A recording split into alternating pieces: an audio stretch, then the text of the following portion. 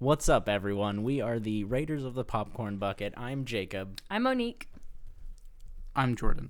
Today we are talking about Star Wars, the Rise of Skywalker, the 9th entry in the saga, and the last one, supposedly.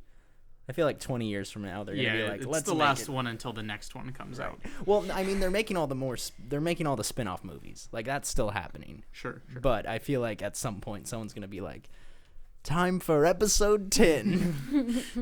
It's never going to end. The Revenge of the Rise of the Strike Back. So yeah, the movie's been out for a while. We've been 10 some of us days. were sick. Yeah. So we've been having trouble getting together to do episodes. But that's fine. I mean, everyone's already seen it already. So we'll probably just get right into spoiling it. Is this the spoiler alert? Sure, yeah. Ah, yes.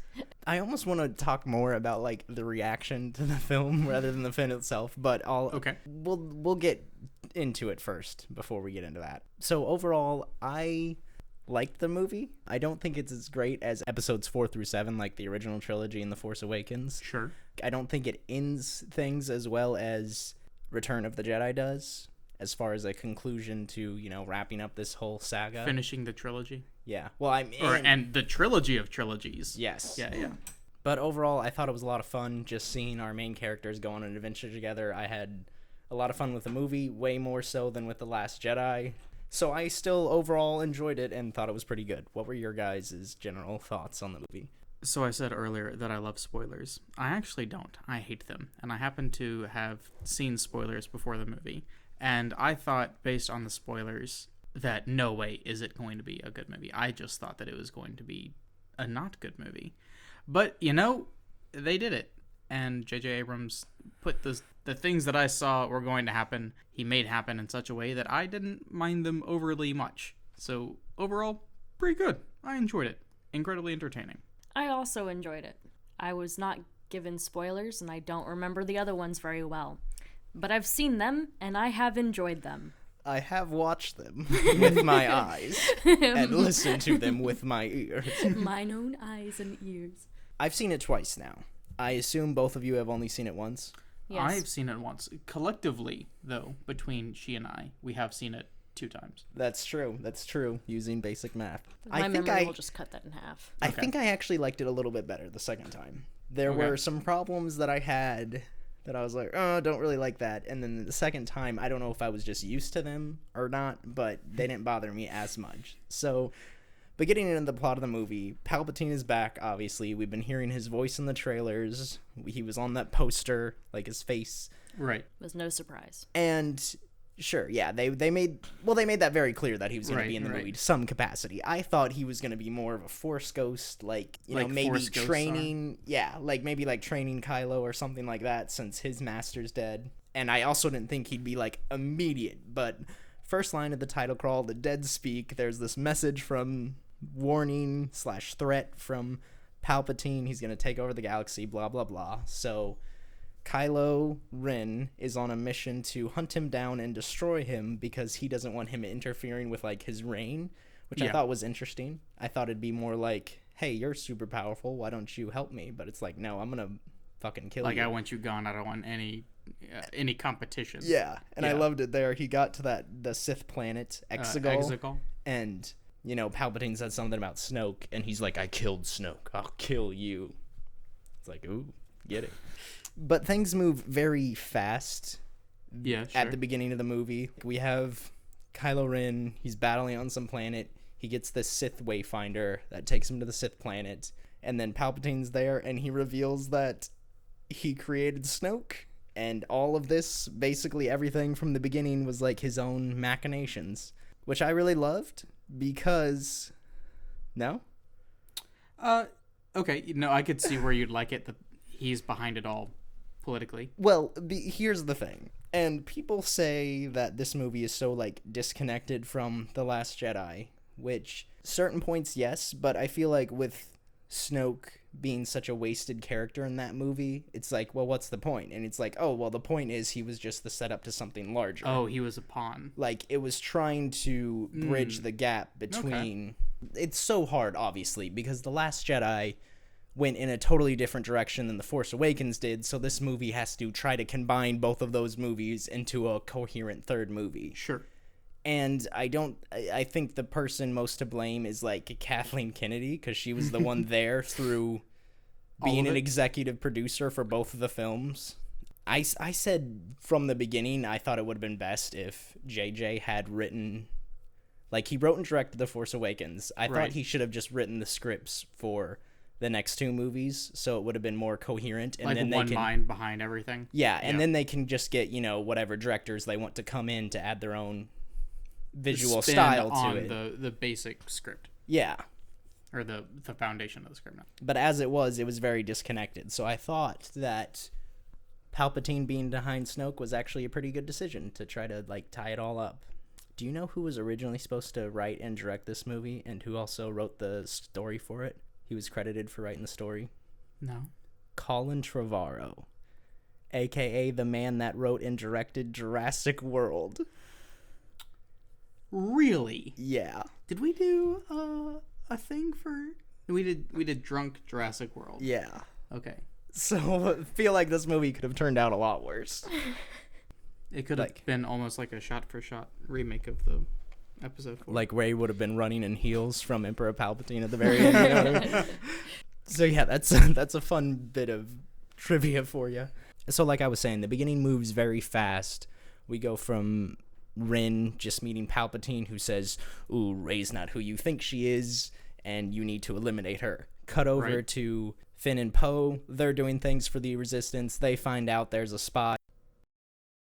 Okay, so we were recording for like 15 minutes, and apparently it just wasn't recording during all that time, which sucks because I think that was some award-worthy conversation we were having about. It really was. I wish there was a record of that. Damn. Somehow. If only we were recording. Anyways, so we were talking about, we really like this movie. It feels like fun, classic Star Wars with the interactions between the characters, specifically like Rey and Poe and Finn, C-3PO. They all have so much great chemistry together. Real great. The pacing was a little too quick in the beginning. The first quarter. Yeah. It didn't bother me as much the second time. Neither did the Princess Leia, who was clearly CGI'd in at points. I really like that Rey is a Palpatine, because it makes sense that when Kylo said her parents were nobody. I like how they retconned it, See, technically they didn't retcon it, though. Although there is a line where Kylo says, "Your father's dead on Jakku," and apparently that's not true. But everything else he told her was true. Then I guess just like, how your parents are nobody. Reconciled it, then. Yeah. Which, again, I mean, the decision to make Rey no one doesn't make any sense. Like, why was Luke lightsaber reaching out to her in The Force Awakens if she's just, like, a random person? I don't know. I kind of liked it more that way, almost. Like, I was trying to figure out why I didn't care about her parents or who she might be related to, and I think it was just because she was one of the last ones left. Like, she naturally had a gift. One of the last Jedi. Well, yeah, but, like, I don't know. Like, it was just some small strain, and she just naturally has this gift, and she didn't have to be related because she was special in herself. It wasn't a bloodline thing. I don't think that takes away from her character at all, though. I still think we care about her character, and then this just makes sense as to why. I don't think it takes away. I just think I preferred it that way. I was hoping that there was going to be some sort of, like, phenomenon on scavenger children born on desert planets who just happen to be incredibly powerful in the Force. Luke wasn't technically a scavenger. He was a Morster farmer. Anakin. Actually, Anakin was. He was a person, and his name is Anakin. Anakin was a scavenger shop worker, and he had the pod racer, the only human that can do it. Although I don't know how a slave child on Tatooine would know that. I don't know. Maybe someone told him. But I thought maybe she's like another super strong Force user, and maybe that was one of the backgrounds why she didn't remember, or like why her parents left was like they were trying to cover up the secret, or maybe they really were just space junk trash. Wasn't it like was it the lightsaber that was like calling to her or something in the other one? Yeah. Okay, I guess I kind of saw it the same way as like the Force. Like I thought like the Force like came to her, like found her in the same way. Spirits of Jedi past. Yeah, they were like, all right, she is worthy. This is the one. We're gonna give it to her. Put this lightsaber in a stone so she can pull it out. So people say that this movie like undoes so much of what The Last Jedi does, which may be true in points, but I think it actually expounds upon it in several ways. They include like the tracking them through light speed, and that's how, you know, Rey and Poe are struggling to get away, or Finn and Poe, excuse me, in the beginning. They expand on the kind of Force connection that Kylo and Rey have in a way that I think is actually a lot better than The Last Jedi, because the teleportation stuff. Yeah, because those conversations in The Last Jedi were just kind of awkward, and in this movie, it actually makes sense. They're actually using it for a purpose. If you could suddenly telepathically communicate with your nemesis, would you have good conversations, or would they also be awkward conversations? But I mean, rewatch The Last Jedi. It's just so bad. There's one where Kylo's like, "You have that look on your face, the same one you did on Scarcalar Base, where you called me a monster." And she was like, "You are a monster." And he was like, "Yes, I am." And then the conversation. Oh yeah, that was literally the conversation ended. It was just stifled and awkward. Like, at least there's actually a point to it in this movie. That was like an active thing that he was doing, right? Like, he was using the Force to communicate with her, or was it like random? I can't quite remember. Because it almost felt like the first time it happened by accident or something. In The Last Jedi. Yeah, in The Last Jedi, it was kind of... Well, we find out apparently Snoke set it up. But yeah, no, Kylo now... It seems to me it's one of those things where he's like, well, we can do this, so maybe if I just reach out to her, I can do it and use it to my advantage. So Kylo is wanting to turn Rey to the dark side, and she's worrying that she's experienced all these dark side herself. There's a scene... Visions. Yes, there's a scene on Pasana where she accidentally force lightnings and blows up this transport that she thinks Chewie is on. Which was dope as shit, by the way. At first, I thought that Kylo like implanted that vision in her head, and that didn't actually happen. I thought that would have been cool, because we saw him in The Force Awakens, you know, messing with people's heads. But no, it's presumed that maybe he just kind of pushed her to see what would happen. So Palpatine doesn't want Rey alive because she's his granddaughter, and she thinks he's gonna like overthrow him, blah blah blah, and be a good person. So he's telling Kylo Ren to kill her, and then Kylo Ren can overthrow him and be the leader of the Sith. Rey, meanwhile, still is trying to find the light in Kylo and make him be good. And the way that they handle that, I thought was really well done, because after The Force Awakens, I was like, there were so many theories that like, oh, Kylo Ren is going to become like a good guy. And I was like, I don't like that, especially after he just killed his father. You know what I mean? You don't really come back from that point. But the way that they handle it in this movie, I thought was actually really well done, and it felt believable to me. They're fighting later on, and then Leia's intervention is what did it for me. Yeah. Leia reaches out to her son one final time, and that's kind of how they exit her from this movie, which I didn't necessarily like all the Leia scenes because they just felt kind of out of place, but I thought this one was really well done. So she reaches out to Kylo, and Kylo stops as like he's got Rey on the ground, and he kind of drops his lightsaber. Rey picks up the lightsaber, not knowing what's going on between him and his mom, and just fucking stabs him right in the through chest. The fucking gut. And then kind of realizes too late what she's done. And I was about to be so pissed, let me tell you. But then we set up that she can force heal, like she force heals this sandworm. Is that what it is? Sandworm? I don't think, did they give it an actual name? I was going to call it a sand serpent. Serpent. You know, yeah, serpent, worm, you know. It's got fangs. Are snakes not just large worms? Thank you. I know they're not, obviously. Yeah, and also we obviously have in The Mandalorian, we have a scene where Baby Yoda heals someone with the Force. Spoiler alert. So that happens. Thanks for alerting after the spoiler. Yeah, okay. Come on. So it's been out for like 2 weeks, this episode, all right? Fair. It's just a tiny thing. It doesn't even matter. You'll probably forget about it. So we're aware that she can heal. Yes, yeah. Thank you, Monique, for keeping this train on the rails. You're welcome. I mean? So she's able to transfer energy from her, like from the Force, into him. That heals him. And then he's sitting there very dazed and confused. And... Well, he's just been stabbed to death, you see. Yes. She fucks off, and then... In his TIE fighter. Yeah. Because she's all conflicted, because she's like, oh, fuck, I just stabbed this totally helpless person. Maybe I am, like, going evil. You know what I mean? Maybe I will sit on the Sith throne. And then Han Solo comes back as a Force ghost, and I don't care if this breaks any of the rules of Star Wars, whatever. And they say some of the lines from The Force Awakens right before he kills him, and he's like, I know what I have to do, but I don't know if I have the strength to do it. And this is where I started to tear up in the movie. Let me tell you what. Because, Adam Driver's performance, everything was just fucking great. He ends up throwing his lightsaber into the water. And I'm like, fuck yeah, Ben Solo, Jedi Knight, here we fucking go. You know what I mean? Yeah, man. I was there with you the first time. So then we got stuff going on. Palpatine is just about to launch this Sith fleet. The Final Order, he calls it. I thought that was a nice touch. And which are all these Imperial destroyers. Yeah. Like, look, that have they've seen the movie, Star Killer cannons on them. Yeah. What an ancient absolute Sith threat. technology. Yeah.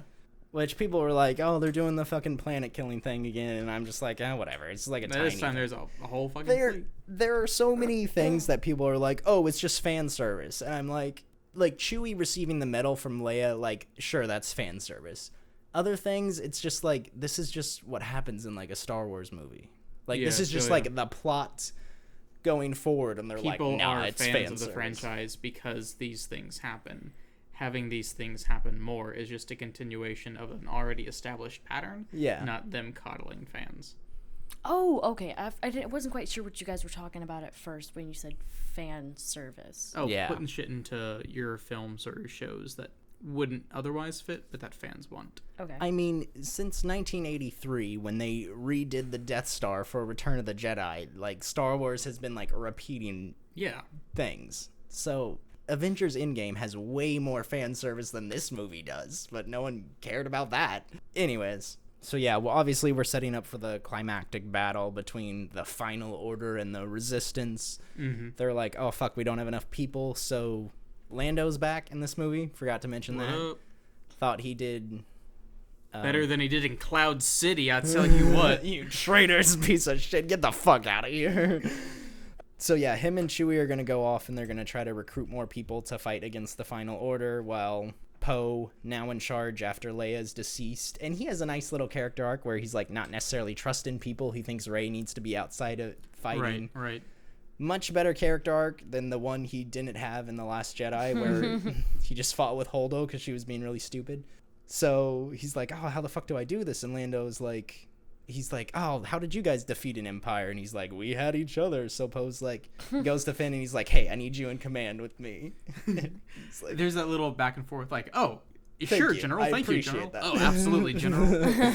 Yeah, it was nice. So Poe and Finn are... Yeah, they're gearing up to go fight. Rey takes the Sith Wayfinder, Kylo's Sith Wayfinder, back to Exegol. We get a nice little interaction with Luke, with Ghost Force Luke. Force Ghost Luke. Not Ghost Force is what I was trying to say. Ghost Force? You did, because I said it, and I was trying to correct myself. Ghost Force. She's about to, she burned Kylo's ship to the ground, and she's about to throw Luke's lightsaber in it. His Force Ghost catches it, and he's like, a Jedi's weapon should have more respect. And people are like, well, this is totally different from The Last Jedi. And I'm like, well, at the end of The Last Jedi, Luke admitted he was wrong for the entire movie. Yeah. Which is one of the stupid things about The Last Jedi, where, Rian Johnson wants to make Luke a totally different character, but at the end of the movie, he just goes back to being exactly how he was, so what was even the point?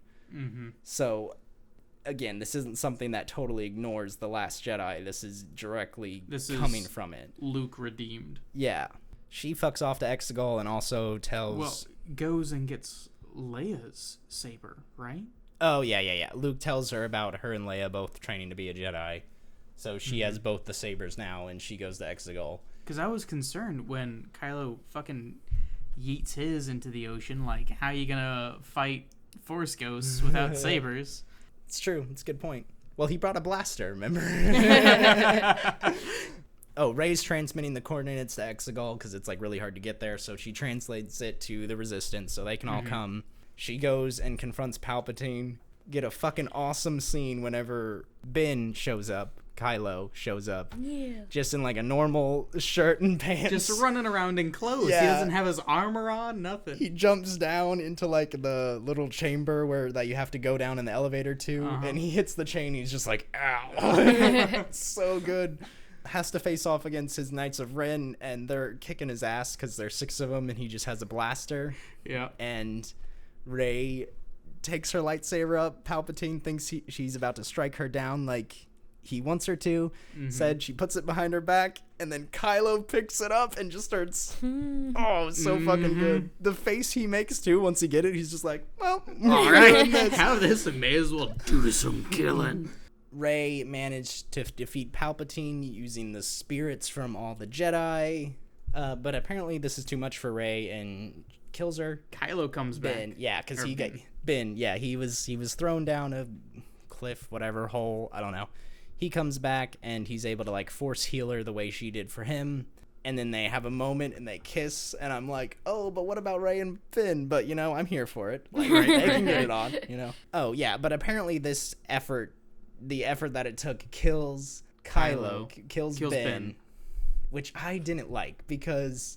I mean, I feel like they're like, oh, because he was evil, he like has to die now. Sure. No. But they've already done such a good job redeeming him. This is the last movie in the saga, so it doesn't matter. So like this is just cutting off for any like expanded universe we could have about the adventures of Ben Solo, and I don't know.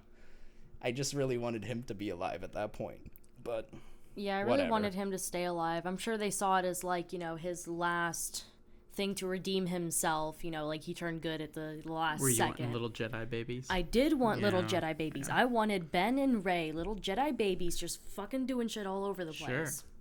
That's all I wanted, and they had to fucking kill him. So then, when Rey retires, she goes to Luke's moisture farm. Or which, I guess he didn't give a shit about, but his Uncle Owen Lars? Yeah, Owen and Beru. Yeah. And then sinks Luke's and Leia's sabers into the ground, and then she has a third saber? She made her own. She's become a Jedi now. That's what you have to do to complete your training. Make your own. But it was yellow. Yeah, I liked it. Yeah. And she had like the different switch where she had to like turn it over. Toggle switch instead of like or radial switch. Yeah. That's interesting. And I was like, oh, what's she doing there? But then she buries the lightsaber so like no one else will ever find them. Some old scavenger comes up and she's like, what's your last name, Rey? And she's like, fuck it, I'm a Skywalker. Surely there's a bunch of paperwork you have to fill out with whatever's running the galaxy now. I mean, if she just yanks out the lightsaber and is like, I'm a Skywalker, people will just, okay, oh, yeah, you're Skywalker. You're Skywalker, whatever. Luke and Leia are just gonna Force Ghost behind her shoulder again and nod with a gentle smile. Rey just does the hand thing. She's like, I am Rey Skywalker. It's like, you are Rey Skywalker. So I had what I wanted to happen in my head, and it didn't happen. And I've got mixed feelings, and I wanted your opinions on it. And I think we've talked about this before. So we have in episode 7, the very end, we find out that Luke has sequestered himself, and spoilers for episode 7 of Star Wars, that Luke has sequestered himself on this island. Octo? I believe that's what it is, yes. Okay. I could be getting it wrong. On Octo.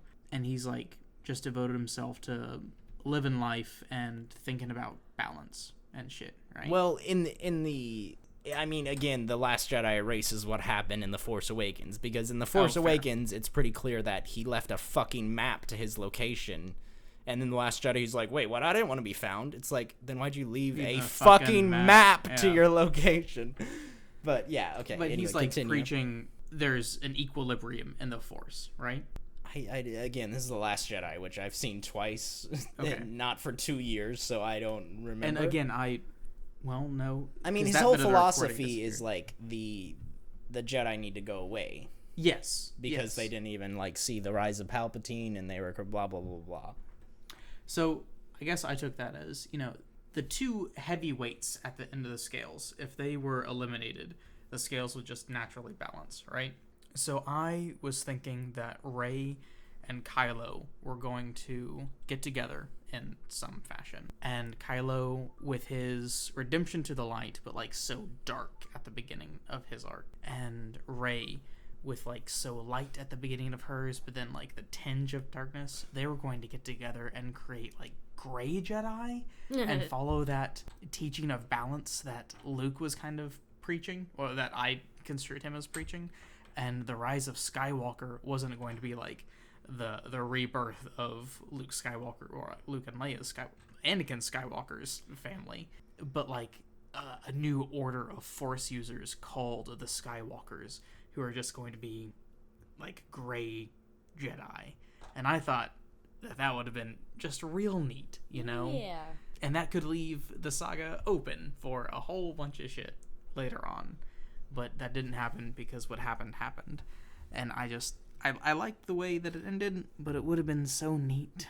Jacob, Monique, thoughts? Am I silly? A lot of people like the Grey Jedi thing. I've never liked the idea of Grey Jedi. It's like, pick a fucking side. Like, you pussy. Like, yeah. Alright, fine. Stop being a little baby. You've declared war pick on a Switzerland in this stream.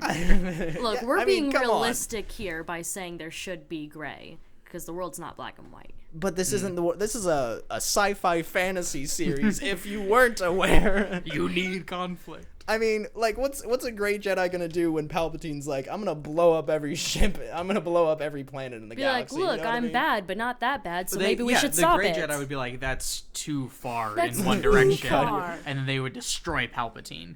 Then they'd go to the Jedi and be like, listen. No, they wouldn't be able to destroy Palpatine because they're not strong enough, because there's not a whole line of Grey Jedi channeling their Force energy into the... It's getting there. I don't know. Grey Jedi's lame to me. Okay. But I mean, I would have liked Ben Solo to live, like, definitely. Oh yes. Yeah, and make a Order of Grey Jedi with her. Or restart the Jedi Order, you know? Yeah. Make a little temple, like, kind of like what Luke was trying to do. Little Jedi babies. Yeah, Jedi babies. Just don't try to murder an apprentice and have the apprentice destroy the temple. Yeah, that was our thoughts on The Last Jedi. I guess we should go through whether or not we give this movie our seal of approval real quick. Sure. Monique? Absolute seal of approval. Jordan? Yes. Yes, I will also give this movie my seal of approval. I'm also curious, what are your guys' favorite Star Wars movies? Or favorite? Okay, so I used to spend a lot of my weekends at my grandparents' place, and they had the original trilogy and like the VHS box set, and I used to watch those like monthly. Was this the original VHS is before like the edits, like the George Lucas edits? Okay, yeah, I'm just curious. So those three have like most of the magic of the saga for me. What? What, they don't have the scene in Jabba's palace where the alien creatures come out and they're like, and you can see the dude's like uvula in the background. Yeah. You know what I mean? No, I didn't like that at all. And I think like the first time I was watching them, A New Hope, I was like, oh wow, this is all so cool, right? And then Empire happens, and a lot of things happen in Empire, and I hear a lot of people say Empire is their favorite, but it's Episode 6 that I think is maybe my favorite. Then Empire, then New Hope, and then maybe Attack of the Clones, I think. You like Attack of the Clones more than... Well, then it's Revenge The Force of the Awakens. And The Force Awakens. So it's... And also Solo and Rogue One. Are we counting those? Well, I mean, yeah, why not? Well, I'll have to entirely reevaluate my system then. I'm just still bizarre that you have Attack of the fucking Clones. I really enjoyed it. You know what I really don't like? Attack Sand. of the Clones? Oh, yeah. It's coarse and rough, and it gets everywhere. Yeah. That's in your fourth favorite Star Wars movies. Yeah, just need to live with that. That's fair. I thought Phantom Menace was okay, and boy, I guess I do love Qui-Gon a lot. But after The Force Awakens, probably Rise of Skywalker, then Phantom Menace. I'm sorry, not Phantom Menace. Empire Strikes Back. No, shit. Revenge of the Sith. Where are you right now? I don't know.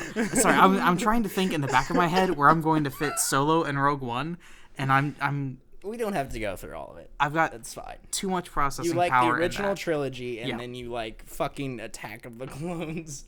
Sorry, you know what? I don't want to judge. But firmly in last, I think, opinions. is The Last Jedi. All opinions are welcome here. Monique, what's your favorite Star Wars movie? It's a little hard to pick a favorite. I did grow up watching all of these because my dad really enjoyed them. So it was one of those things where I was kind of like forced to watch it, and it played in the background through most of my childhood. But because of that, it's a lot. It's a really big blur, the older ones. But I remember mostly and enjoying mostly 1, 2, and 3. 3 being my favorite. Because of General Grievous. Yeah, I don't know. That really stuck with me, but I also don't get me wrong. I love General Grievous. Yeah. Not necessarily in the movie. And then I like Jar Jar Binks a lot. What? Okay, you remember earlier when I said all opinions are accepted? I'm going to have to renege on Okay, no. It's not because of, like... Dial back on that shit. Not because of, like, who he is. I think it was just more how he acted. My dad... Come on. I love that my dad would do that. He would make that voice for us. And it was just funny to have him do it. So I always like Jar Jar for it. Misa says I do. Okay, so Empire Strikes Back is the best, obviously. That's... Okay. It does what every great sequel should, where, like, it takes what we love about it and then expands upon it and introduces new characters such as Lando and Boba Fett, introduces new creatures, new planets. Oh, the characters are, like, I guess going we meet through Yoda in Empire, don't we? We do.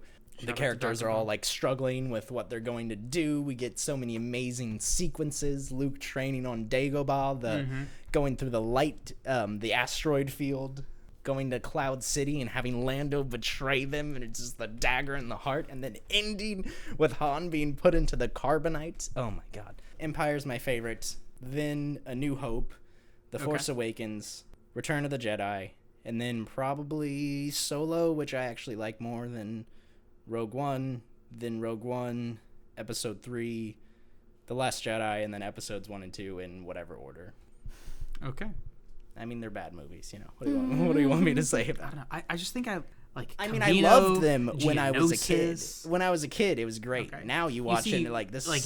Yoda and Mace Windu roll up to save. Yeah, that CGI Yoda. I will admit to you, and this is why I probably put Attack of the Clones above The Phantom Menace. I count that as an absolute victory. I do love the Colosseum scene. Yeah, where they're tied up and then they don't have their lightsabers, and the animals, the Reek, Acklay, and the Nexu come out, and they're gonna like kill them. I fucking love that. Remember when Mace Windu's head gets, or not? I'm sorry, when Boba Fett's head gets cut off. That was stupid. That was real stupid. Bounces on the Colosseum sand, and like the head comes out of the helmet. Yeah, that was dumb. I enjoyed that a lot as a kid.